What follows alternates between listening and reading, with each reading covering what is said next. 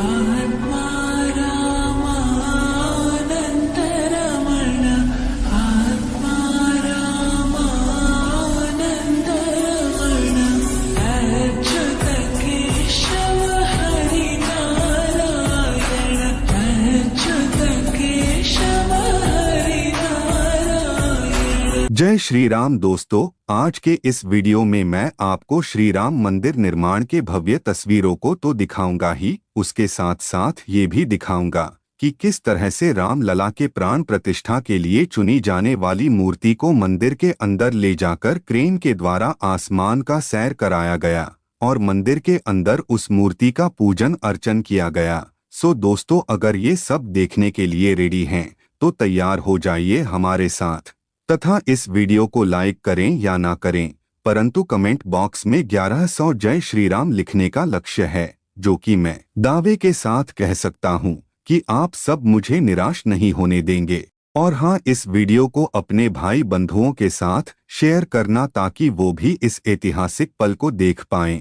फिर चलिए वीडियो में आगे बढ़ते हैं। दोस्तों, अयोध्या में रामलला के प्राण प्रतिष्ठा समारोह की तैयारियां जोर शोर से हैं। शहर की सुरक्षा व्यवस्था को भी चाक चौबंद रखा जा रहा है। इस दौरान शहर में भारी सुरक्षा बल की तैनाती पूरे अयोध्या में की गई है।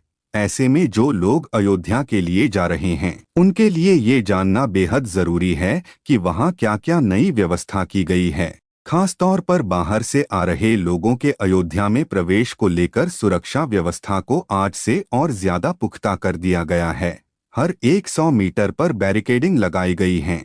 इन बैरिकेडिंग पर उत्तर प्रदेश पुलिस के जवान लगातार तैनात हैं। यूपी पुलिस के जवानों की तरफ से हर गाड़ी की चेकिंग की जा रही है। इस वक्त 13,000 उत्तर प्रदेश पुलिस के जवान अयोध्या के अंदर मौजूद हैं। वहीं 15 मिलिट्री फोर्सेज के 11,000 जवानों को तैनात किया गया है। और प्राण प्रतिष्ठा समारोह को लेकर यातायात पुलिस और सुरक्षा व्यवस्था के मद्देनजर 19 जनवरी की शाम से हाईवे पर अंतरजनपदीय और 21 की सुबह से जनपदीय रूट डाइवर्ट लागू करने का निर्णय लिया गया है। आइसोलेशन का दायरा भी बढ़ाया जाएगा। दोस्तों, प्राण प्रतिष्ठा समारोह को लेकर 21 व 22 जनवरी को अयोध्या डिपो पर रोडवेज की बसें नहीं रुकेगी। अयोध्या धाम जंक्शन पर 22 जनवरी को ट्रेनें नहीं रुकेंगी।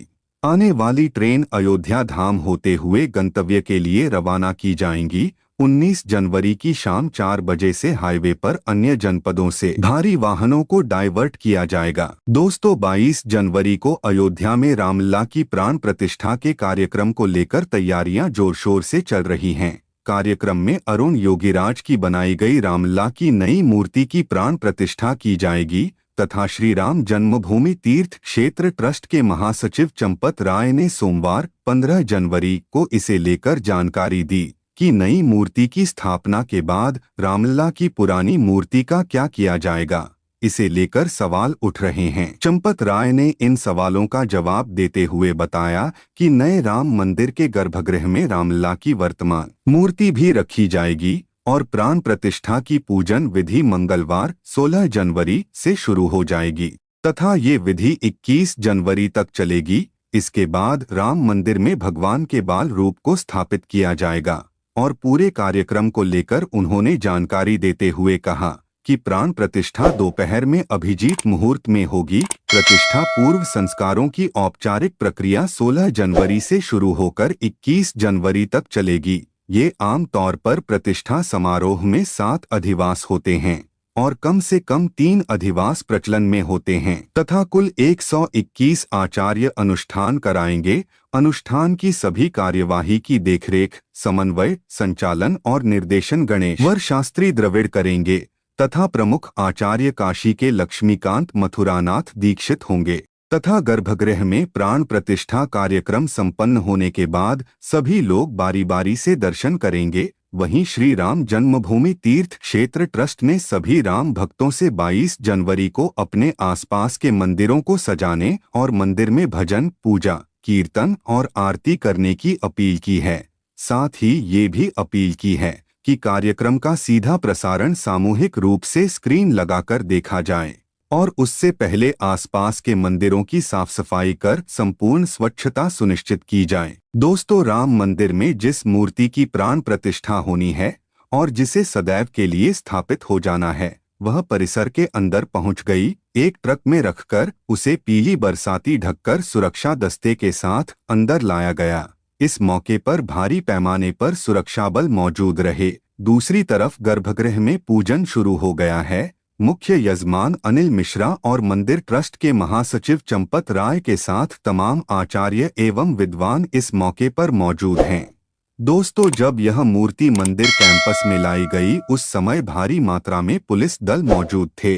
पुलिस के अलावा सुरक्षा में लगी अन्य एजेंसियां के जवान भी आधुनिक हथियारों के साथ मौजूद रहे तथा गर्भगृह में पूजन शुरू हो गया है, जिसमें मुख्य यजमान अनिल मिश्रा और मंदिर ट्रस्ट के महासचिव चंपत राय के साथ तमाम आचार्य और विद्वान इस मौके पर मौजूद हैं। दोस्तों, राम मंदिर ट्रस्ट ने प्राण प्रतिष्ठा समारोह के लिए बाबरी मस्जिद के मुख्य पक्षकार रहे इकबाल अंसारी को निमंत्रण भेजा है। वहीं श्री राम जन्मभूमि तीर्थ क्षेत्र ट्रस्ट द्वारा निमंत्रण मिलने पर इकबाल अंसारी ने खुशी जाहिर की और न्योता मिलने के बाद रामा व्लॉग्स अयोध्या से बात करते हुए इकबाल अंसारी ने कहा कि जब राम मंदिर और बाबरी मस्जिद का फैसला कोर्ट ने सुनाया था, तब भी देश के सारे मुसलमानों ने इसे माना था और फैसले के बाद किसी भी तरह का विरोध प्रदर्शन नहीं हुआ था। वहीं अब जब राम मंदिर बन रहा है और प्राण प्रतिष्ठा हो रही है, उसका भी देश के सारे मुसलमान स्वागत करेंगे।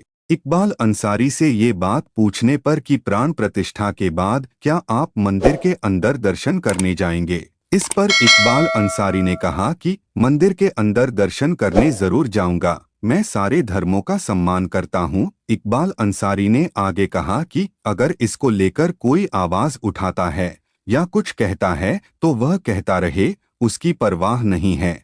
वह प्राण प्रतिष्ठा कार्यक्रम में जाएंगे और राम मंदिर दर्शन करने भी जाएंगे। जो मंदिर मस्जिद को लेकर राजनीति कर रहे हैं, वह करते रहे, उनकी परवाह उनको नहीं है।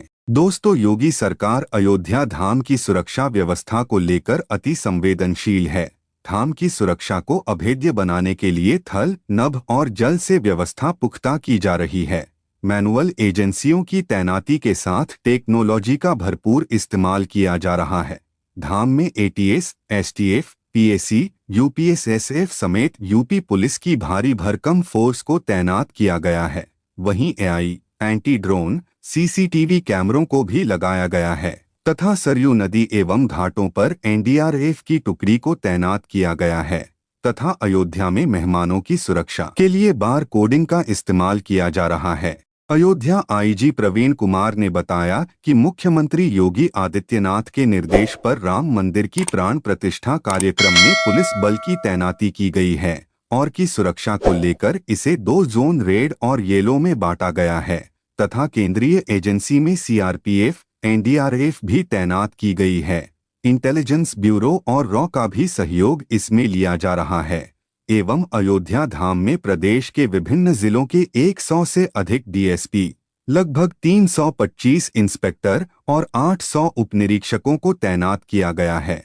मुख्य समारोह से पहले पुलिस और अर्धसैनिक बलों के 11,000 जवान तैनात किए जाएंगे। वीआईपी सुरक्षा के लिए 3 DIG, 17 SP, 40 SP, 82 DSP, 90 inspector के साथ 1,000 से ज्यादा कांस्टेबल और 4 कंपनी पीएसी को तैनात किया गया है। आईजी प्रवीण कुमार ने बताया कि कार्यक्रम को देखते हुए और फोर्स को बढ़ाया जा रहा है। किसी भी स्थिति में चूक की कोई गुंजाइश न रहे, इसके लिए सुरक्षा कार्य में लगी सभी एजेंसियों के बीच बेहतर समन्वय हो, इस पर भी फोकस किया जा रहा है।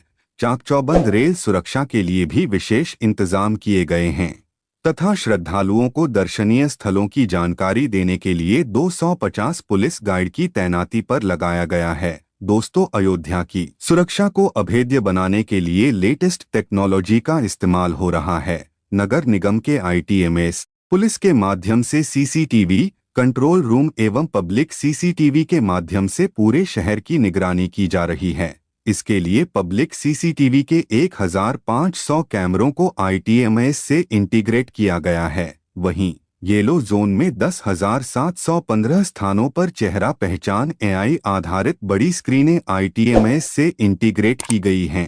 एंटी ड्रोन सिस्टम पूरी तरह से सक्रिय मोड में है। एंटी ड्रोन सिस्टम के माध्यम से अति संवेदनशील अयोध्या के रेड और येलो जोन को सुरक्षित किया गया है।